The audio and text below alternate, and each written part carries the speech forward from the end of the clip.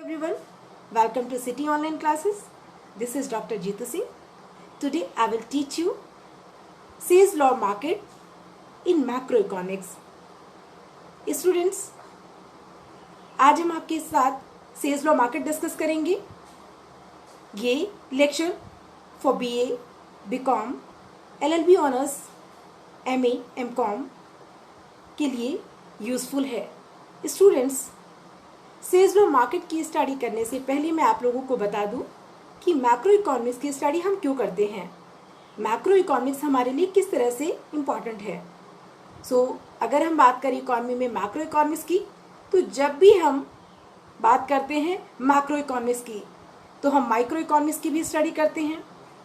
It means हमारे लिए जितना इम्पॉर्टेंट माइक्रो इकोनॉमिक्स है, सूक्ष्म अर्थशास्त्र है, उतना ही हमारे लिए मैक्रो इकोनॉमिक्स भी इम्पॉर्टेंट है. बिना माइक्रो इकोनॉमिक्स के मैक्रो इकोनॉमिक्स की कोई एग्जिस्टेंस नहीं है और बिना मैक्रो की माइक्रो इकोनॉमिक्स की कोई एग्जिस्टेंस नहीं है. अब अगर हम बात करें मैक्रो इकोनॉमिक्स की, तो मैक्रो इकोनॉमिक्स का मतलब है जब हम इकोनॉमी में किसी चीज़ की ह्यूज लेवल पे स्टडी करते हैं, किसी चीज़ की व्यापक लेवल पे स्टडी करते हैं, एग्रीगेट लेवल पे स्टडी करते हैं, तो वो मैक्रो इकोनॉमिक्स का पार्ट होता है, व्यापक अर्थशास्त्र का हिस्सा होता है. मैक्रो इकोनॉमिक्स में हम नेशनल इनकम की स्टडी करते हैं, जनरल प्राइस लेवल की स्टडी करते हैं, इन्फ्लेशन की स्टडी करते हैं, डिफ्लेशन की स्टडी करते हैं, अनएम्प्लॉयमेंट, पॉवर्टी की स्टडी करते हैं, जीडीपी की स्टडी करते हैं. मैक्रो इकोनॉमिक्स हमारे लिए एक ब्रॉडर कॉन्सेप्ट है और इसकी स्टडी हमारे लिए बहुत ज़रूरी है. आज जो हम टॉपिक पढ़ने वाले हैं वो है हमारा सेज लॉ मार्केट, जो कि मैक्रो इकोनॉमिक्स का पार्ट है, व्यापक अर्थशास्त्र का पार्ट है. स्टूडेंट्स, सेज लॉ मार्केट से का जो बाजार नियम है वो क्या कहता है, सेज लॉ ऑफ मार्केट जो है वो किस टाइम पीरियड से रिलेटेड है, जो जेबी से है वो किस टाइम पीरियड की इकोनॉमिक्स हैं, ये सारी चीज़ें हम डिस्कस करेंगे. इनके थॉट्स क्या हैं, इनकी स्पेशलिटी क्या है, इनके एग्जाम्पशंस क्या हैं, इनके क्रिटिसिज्म क्या है. चलिए तो स्टार्ट करते हैं. Says law of market. Students, इस थ्योरी को मैं एक स्टोरी के माध्यम से आप लोगों को समझाना चाहूँगी, उसके बाद हम वन बाय वन डिस्कस करेंगे. जो जेबी से हैं वो क्लासिकल इकोनॉमिक्स है. अगर इनके टाइम पीरियड की बात करें तो एडम स्मिथ भी एक क्लासिकल इकोनॉमिक्स है, रिकार्डो भी क्लासिकल इकोनॉमिक्स है. तो इनका जो टाइम पीरियड है 1767 से लेके 1832 तक इनका टाइम पीरियड रहा है. अगर हम जेबीसे की बात करें तो जो जेबीसे हैं और जितने भी रिकार्डो, एडम स्मिथ क्लासिकल इकोनॉमिक्स हैं, इनके जो थॉट्स हैं वो सिमिलर हैं. इन इकोनॉमिक्स ने सप्लाई साइड को प्रमोट किया है, पूर्ति पक्ष को इम्पोर्टेंस दिया है और इनका जो कॉन्सेप्ट है, इनका जो बेसिक कॉन्सेप्ट है वो है supply creates its own demand. पूर्ति अपनी मांग सेल्फ से उत्पन्न करती है, स्वतः उत्पन्न करती है, और ये पूर्ति ही है जो वस्तुओं की बाजार का सृजन करता है. कहने का मतलब है इनका कि जो सप्लाई है, प्रोड्यूसर अगर सप्लाई करके डालता है तो जो डिमांड है वो अपने आप जनरेट हो जाएगी. डिमांड के लिए किसी प्रकार का एडवर्टीजमेंट करने की ज़रूरत नहीं है, प्रमोट करने की ज़रूरत नहीं है. डिमांड को सिर्फ और सिर्फ सप्लाई को प्रमोट करने की ज़रूरत है. और इन्होंने 1803 में अपनी एक फेमस बुक भी लिखी थी जिसका नाम है ट्रेटेड इकोनॉमिक पॉलिटिक, जिसमें इन्होंने सेज लॉ ऑफ मार्केट के बारे में डिस्कस किया है. और इनका मानना है कि पूर्ति अपनी मांग सेल्फ से उत्पन्न करती है. हाउ, कैसे? इनका मानना था कि अगर प्रोड्यूसर प्रोडक्शन करके डाल देता है तो डिमांड अपने आप हो जाएगी. अगर कोई प्रोड्यूसर प्रोडक्शन करता है तो उसको इनिशियल लेवल पे फैक्टर ऑफ प्रोडक्शन की रिक्वायरमेंट होती है और फैक्टर ऑफ प्रोडक्शन को भी एम्प्लॉयमेंट की रिक्वायरमेंट होती है। तो अगर प्रोड्यूसर प्रोडक्शन करता है तो फैक्टर ऑफ प्रोडक्शन काम में लगाएगा, उत्पादन के जो साधन हैं उनको काम में लगाएगा। जो फैक्टर ऑफ प्रोडक्शन है वो प्रोडक्शन करेंगे, इनकम जनरेट हो जाएगी। तो इस तरह से जो इनकम है और आउटपुट है दोनों इक्वल हो जाएंगे। अगर प्रोड्यूसर प्रोडक्शन करता है तो फैक्टर ऑफ प्रोडक्शन को काम देता है, एम्प्लॉयमेंट देता है। इस तरह से इकोनॉमी में एम्प्लॉयमेंट जनरेट हो जाएगा, और एम्प्लॉयमेंट जनरेट हो जाएगा तो जितनी भी फैक्टर्स काम में लगे हैं सबको रिवॉर्ड मिलेगा, सबको पारितोषिक मिलेगा, सबको इनकम मिलेगा, सैलरी मिलेगी, वेजेस मिलेंगे। और वो फैक्टर ऑफ प्रोडक्शन अपने रिवॉर्ड को, अपनी सैलरी को यूज़ करेंगे। और यूज़ करने के लिए उन्होंने जिस फॉर्म में उन्होंने प्रोडक्शन किया है उसी फॉर्म में वो डिमांड करेंगे। किसके लिए? गुड्स एंड सर्विसेज के लिए डिमांड करेंगे। तो इस तरह से इनका मानना है कि जो आउटपुट जो है वो इनकम के बराबर होता है।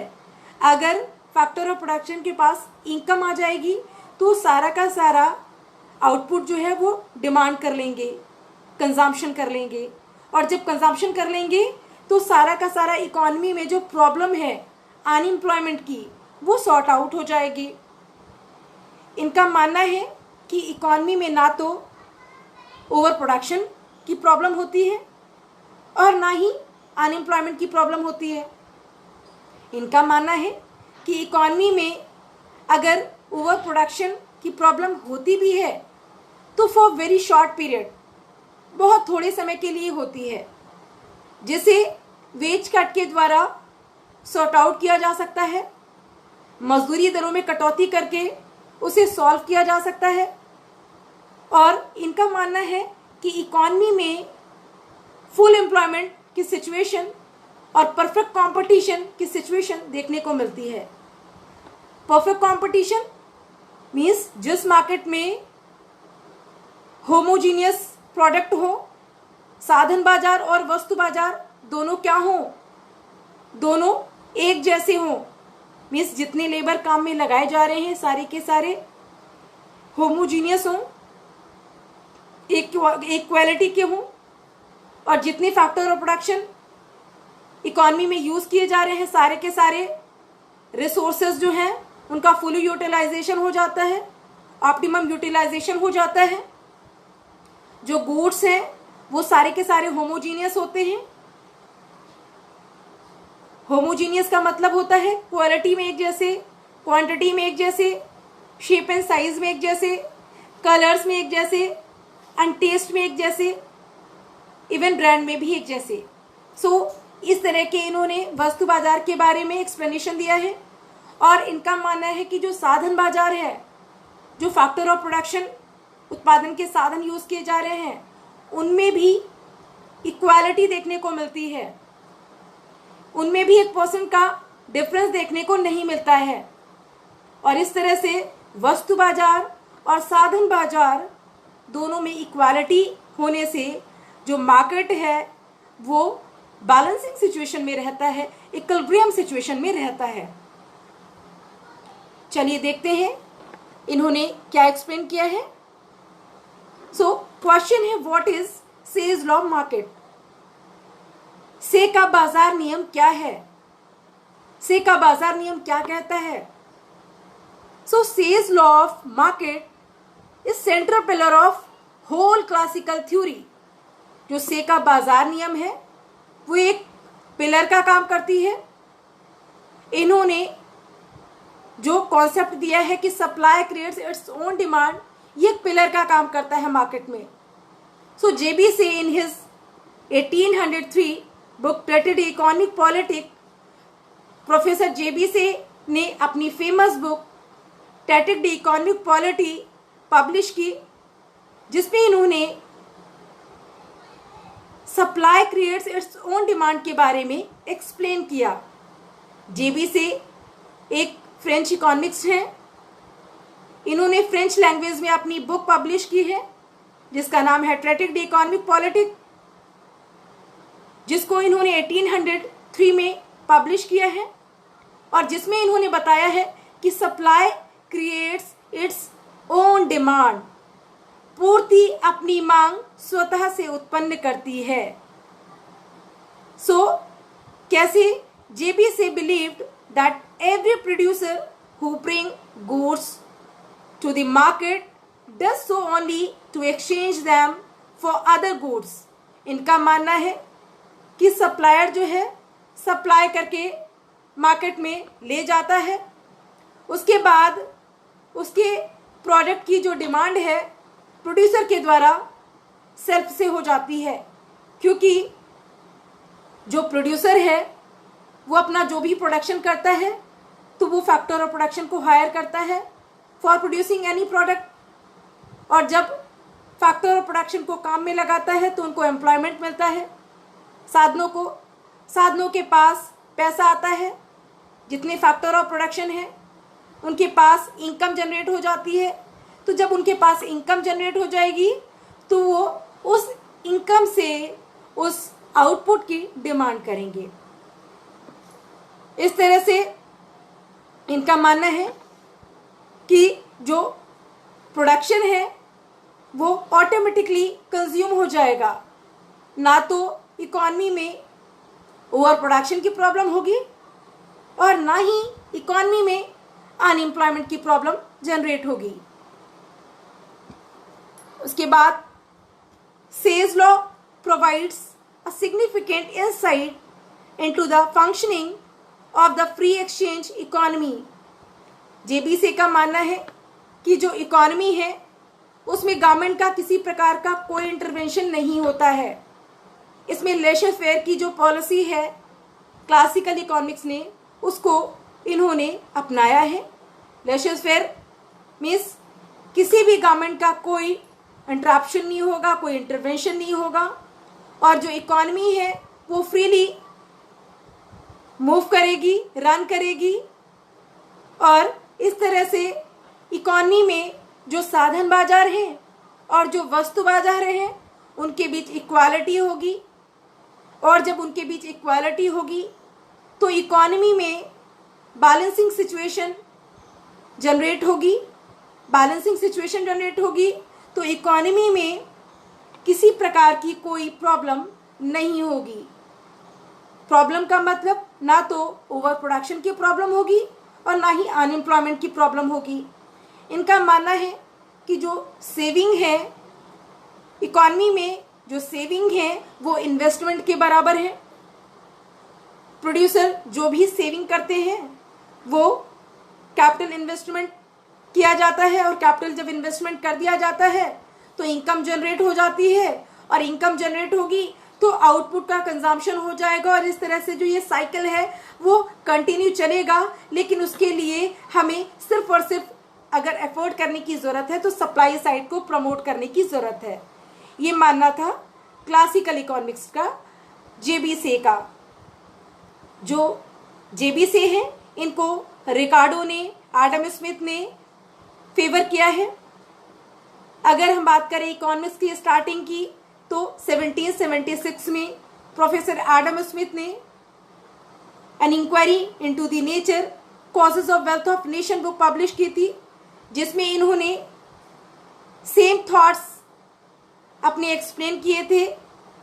उसके बाद रिकार्डो आते हैं। रिकार्डो ने 1817 में principles of political economy and taxation book में सेम थॉट्स अपने एक्सप्लेन किए हैं।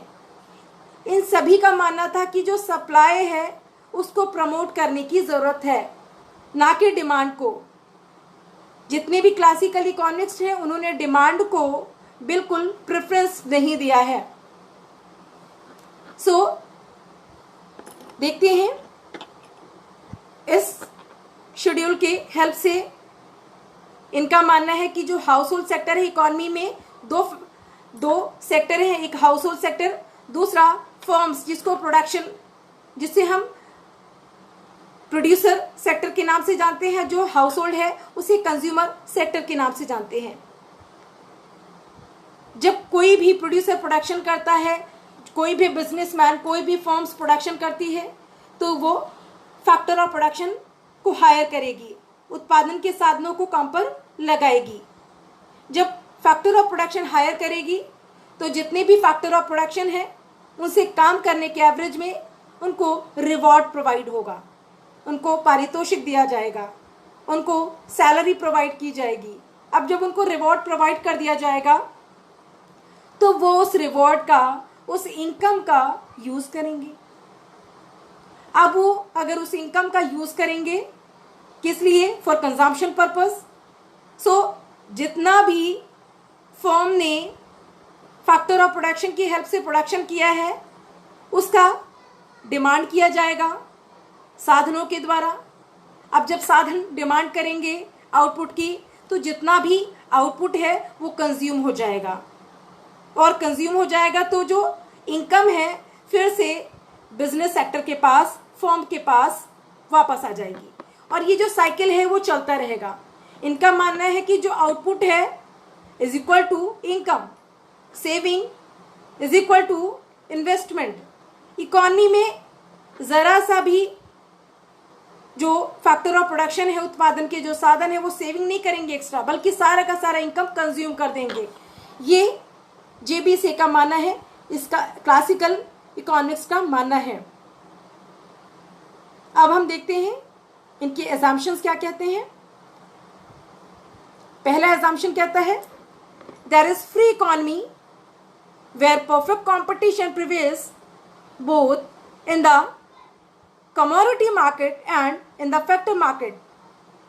इनका मानना है कि इकोनॉमी क्या है, पूरी तरह से स्वतंत्र है, गवर्नमेंट का कोई इंटरवेंशन नहीं है। जो इकोनॉमी में साधन बाजार हैं और वस्तु बाजार हैं उनमें पूरी तरह से इक्वालिटी है। जो फैक्टर ऑफ प्रोडक्शन है वो भी होमोजीनियस है, और जो फैक्टर ऑफ प्रोडक्शन के द्वारा गुड्स प्रोड्यूस किए जाते हैं वो भी होमोजीनियस हैं। Next, free market economy and it's price mechanism provides scope of growing population and its increase in capital। ये जो स्वतंत्र बाजार की बारे में क्लासिकल इकोनॉमिक्स ने एक्सप्लेन किया है, उनका मानना है कि जो प्राइस मैकेनिज्म है वो पॉपुलेशन को एक तरह से स्कोप प्रोवाइड करता है। अगर प्राइस का लेवल हाई होगा तो प्रोड्यूसर प्रोडक्शन करने के लिए इंस्पायर्ड होगा, और जब वो प्रोडक्शन करने के लिए इंस्पायर्ड होगा तो वो प्रोडक्शन करने के लिए, एक्स्ट्रा प्रोडक्शन करने के लिए फैक्टर ऑफ प्रोडक्शन को हायर करेगा, और जब वो एक्स्ट्रा फैक्टर ऑफ प्रोडक्शन को हायर करेगा तो उनको इनकम प्रोवाइड करेगा। अगर उनको इनकम प्रोवाइड करेगा, उनको वर्क प्रोवाइड करेगा तो उनका जो एम्प्लॉयमेंट का लेवल है वो जनरेट होगा, और इकोनॉमी में उनका जो स्टैंडर्ड ऑफ लिविंग है वो इन्हांस करेगा, और जो अनएम्प्लॉयमेंट की प्रॉब्लम है वो पूरी तरह से सॉर्ट आउट हो जाएगी।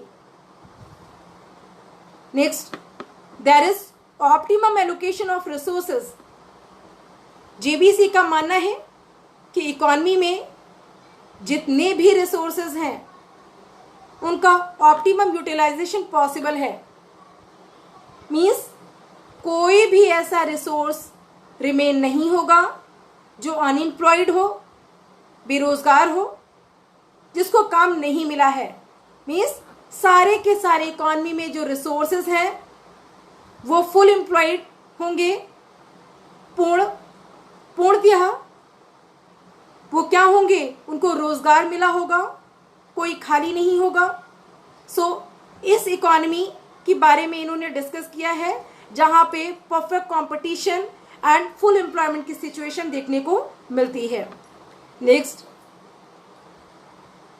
Commodity price and factor price are determined by the market forces of demand and supply and are in perfect equilibrium.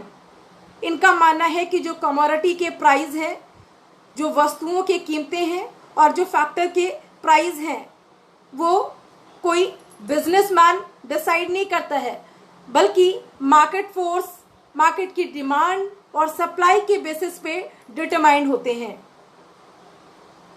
जो साधनों की कीमतें हैं, जो फैक्टर प्राइसेस हैं और कमोडिटी प्राइस हैं, वो कोई सिंगल, ना तो कंज्यूमर के बेसिस पे ना ही प्रोड्यूसर के बेसिस पर डिसाइड होते हैं, बल्कि मार्केट की डिमांड और सप्लाई के बेसिस पर डिटरमिन किए जाते हैं। और इस तरह से इकोनॉमी में इक्विलिब्रियम की सिचुएशन भी अवेलेबल होती है। Next, flexibility of wages. जो वेजेस हैं, मजदूरी है, उनमें फ्लेक्सिबिलिटी देखने को मिलती है। लाइक अगर अनएम्प्लॉयमेंट की situation for short period generate होती है तो उसको वेज कट के द्वारा शॉर्ट आउट किया जाता है, जिसकी वजह से जो वेजेस हैं उनमें फ्लेक्सिबिलिटी देखने को मिलती है। और वेज कट के बारे में प्रोफेसर पीगू एंड डॉन पार्टिकल ने भी एक्सप्लेन किया है। पीगू का भी मानना था कि अगर अनएम्प्लॉयमेंट की सिचुएशन है इकोनॉमी में तो मजदूरी दर में अगर कटौती कर दी जाए तो उससे जो भी पैसा एक्स्ट्रा रिमेन होगा उससे और जो लेबर है उनको काम पर लगाया जा सकता है और इस तरह से अनएम्प्लॉयमेंट की प्रॉब्लम को सॉर्ट आउट किया जा सकता है। Next, there is no government intervention in the automatically working of the free market economy. J B Say का मानना है कि गवर्नमेंट में किसी प्रकार का कोई गवर्नमेंट इंटरवेंशन नहीं होता है। लेशेस फेयर की पॉलिसी को इन्होंने अडॉप्ट किया है। लेशेस फेयर हस्तक्षेपकारी नीति मीन्स सरकार का, गवर्नमेंट का किसी प्रकार का कोई हस्तक्षेप नहीं होगा और जो इकोनॉमी है वो अपने आप ऑटोमेटिकली एडजस्ट हो जाएगी। Next, close economy. जेबीसी का मानना है कि इकोनॉमी में क्लोज इकोनॉमी की जो सिचुएशन है वो देखने को मिलती है। क्लोज इकोनॉमी का मतलब है ना तो एक्सपोर्ट किया जाएगा और ना ही इंपोर्ट किया जाएगा। अगर इकोनॉमी में ट्रेड करना भी है तो एक्सपोर्ट को इन्होंने प्रमोट किया है और इंपोर्ट को इन्होंने अवॉइड किया है। Money is a well, it is acts as a medium of exchange to facilities transaction only. वैसे तो इन्होंने मनी को पूरी तरह से नेग्लेक्ट किया है, लेकिन मनी जो है वो क्या है, मीडियम ऑफ एक्सचेंज है। बिना मनी के हम ट्रांजैक्शन नहीं कर सकते हैं। The circular flow of money continue without any leakage. और जो सर्कुलर मनी का जो सर्कुलर फ्लो है वो बिना लीकेज के कंटिन्यू होता है। The equilibrium process of the money, यहाँ पे इन्होंने लॉन्ग रन की बात की है। इकोनॉमी में इक्विलिब्रियम की अगर सिचुएशन पाई जाएगी तो वो सिर्फ और सिर्फ लॉन्ग पीरियड में देखने को मिलेगी। इन्होंने शॉर्ट पीरियड को अवॉइड किया है और इनका मानना है कि जो भी सिचुएशन की बात हम कर रहे हैं, जितनी भी कंडीशन की बात हम कर रहे हैं, वो सारी की सारी लॉन्ग रन में देखने को मिलेंगी, ना कि शॉर्ट पीरियड में। अब हम बात करेंगे क्रिटिसिज्म ऑफ सेज लॉ। जेबी से की जो थ्योरी है से लॉ, आपका सेज लॉ, तो इसकी जो आलोचनाएं हैं प्रोफेसर कीन्स ने किया है, क्योंकि कीन्स का मानना है कि इकोनॉमी में डिमांड का भी होना ज़रूरी है, ना कि सिर्फ सप्लाई का। सो कीन्स का मानना है कि जितनी इम्पोर्टेंट आपकी सप्लाई की है उतनी ही इम्पोर्टेंस डिमांड की भी है। बिना डिमांड के सप्लाई की कोई वैल्यू नहीं है। सो देखते हैं क्रिटिसिज्म ऑफ सेज लॉ से का जो बाजार नियम है उसकी क्या आलोचनाएं हैं और क्यों हैं। पहली तो जो आलोचना है वो supply does not creates its own demand. इनका मानना था कि supply creates its own demand, तो कीन्स ने कहा है कि नहीं, सप्लाई के द्वारा डिमांड जो है वो क्रिएट नहीं होती है, बल्कि डिमांड का होना ज़रूरी है। अगर डिमांड होगी तो तो प्रोड्यूसर डिमांड को पूरा करने के लिए प्रोडक्शन करेगा, एम्प्लॉयमेंट जनरेट करेगा और इस तरह से इकॉनमी रन करेगी, ना कि सप्लाई के बेसिस पे। सो ये एजम्पशन रॉन्ग है कि supply creates its own demand. Next, self adjustment not possible. Classical economics का मानना था कि जो सेल्फ एडजस्टमेंट है वो अपने आप हो जाएगा, गवर्नमेंट का कोई इंटरवेंशन नहीं होना चाहिए। इकॉनमी में सप्लाई होगी तो डिमांड भी हो जाएगी और अपने आप से जो मार्केट फोर्सेस हैं उनकी डिमांड और सप्लाई के बेसिस पे एडजस्टमेंट हो जाएगा और इकॉनमी जो है अपने आप रन करने लगेगी। तो ये जो एजम्पशन है वो भी पूरी तरह से रॉन्ग है। सेल्फ एडजस्टमेंट कभी भी अपने आप नहीं होता है, उसके लिए इंटरप्शन करना जरूरी है। Money is not neutral. इन्होंने मनी को, जो क्लासिकल इकोनॉमिक्स हैं जेबी से हैं, इन्होंने मनी को न्यूट्रल माना है, जबकि मनी क्या है, मीडियम ऑफ एक्सचेंज है। बिना मनी के इकॉनमी रन नहीं कर सकती है। Over production is possible. इनका मानना है कि इकॉनमी में ना तो ओवर प्रोडक्शन होगा, ना तो अनएम्प्लॉयमेंट की प्रॉब्लम होगी। तो इकॉनमी में कभी ओवर प्रोडक्शन भी होता है और कई बार अनएम्प्लॉयमेंट की प्रॉब्लम भी होती है। जो साधन है, जो लेबर है, उनको ले ऑफ भी किया जाता है और कई बार अंडर अनएम्प्लॉयमेंट की प्रॉब्लम भी होती है। तो ये इकॉनमी है, इसमें वन बाय वन ये सिचुएशन आती है। हाँ, फुल एम्प्लॉयमेंट की भी सिचुएशन होती है, लेकिन अगर हम बात करें कि ऑलवेज फुल एम्प्लॉयमेंट की सिचुएशन होती है तो ऐसा नहीं होता है। स्टेट इंटरवेंशन, इनका मानना है कि गवर्नमेंट का कोई इंटरवेंशन नहीं होगा और जब तक गवर्नमेंट का इंटरवेंशन नहीं होगा इकॉनमी में अराजकता होगी, कोई भी एडजस्टमेंट नहीं हो पाएगा प्रॉपर। सो गवर्नमेंट का इंटरवेंशन ज़रूरी है। इक्विलिब्रियम थ्रू इनकम, इनका मानना था कि जो आउटपुट है वो इनकम के बराबर होता है। अगर इनकम लोगों के पास होगी तो जितना आउटपुट है वो कंज्यूम हो जाएगा, जबकि ऐसा नहीं होता है। भाई कंज्यूमर कुछ इनकम सेफ जोन में भी डालता है फॉर प्रिकॉशनरी मोटिव, अपने भविष्य के लिए कुछ पैसा वो सेविंग मोड में भी डालता है, ना कि सारा का सारा इनकम वो कंज्यूम कर लेता है। सो ये भी एजम्पशन इनका रॉन्ग है। Wages cut no solution. मजदूरी दर में कटौती करके अगर हम एम्प्लॉयमेंट की सिचुएशन को प्रमोट करते हैं तो ये जो सोल्यूशन है ये सही नहीं है, क्योंकि अगर मजदूरी दर में कटौती की जाएगी तो जो मजदूर हैं वो काम छोड़कर जाने लगेंगे, वो उस इंडस्ट्री को, उस फर्म को लेफ्ट कर सकते हैं और इस तरह से अनएम्प्लॉयमेंट की प्रॉब्लम और बढ़ेगी, ना कि सॉर्ट आउट होगी। उसके बाद इनका मानना था कि supply creates its own demand. पूर्ति अपनी मांग स्वतः उत्पन्न करती है और ये उत्पादन ही है जो वस्तुओं के बाजार का सृजन करता है। सो डिमांड, कीन्स का मानना है कि demand creates its own supply.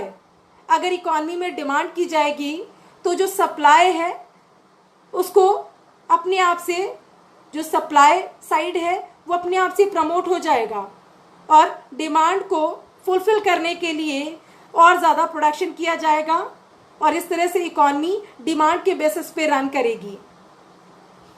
So students, ये आपका सेज लॉ ऑफ मार्केट जो है, से का जो बाजार नियम है, ये यहाँ पे कंप्लीट होता है।